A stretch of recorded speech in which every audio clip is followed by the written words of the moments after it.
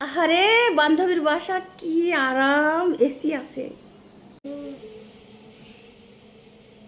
রায়ন বাবু, এখানকার চাবিটা কি করিস বাবু? এই রুমে ইয়ার চাবি কই? এখানে তো নাই। উপরে সাত সাত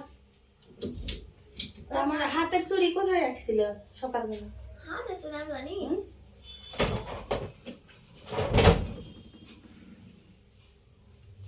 তো একটু আমি বাইরে যাব আজকে, ভাবতেছি একটু বান্ধবীর বাসার যাব।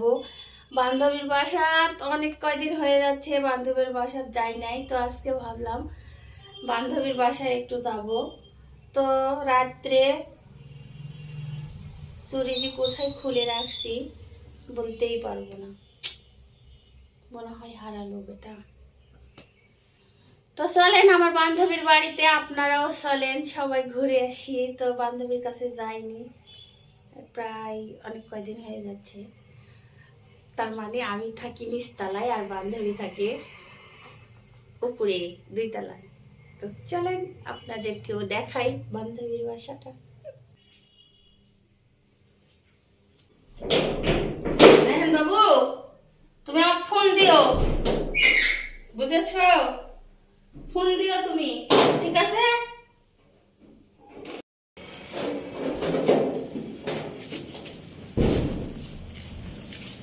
এই তো উপরে আমার বান্ধবী থাকে, চলেন আপনাদের আমার বান্ধবীকে দেখাই।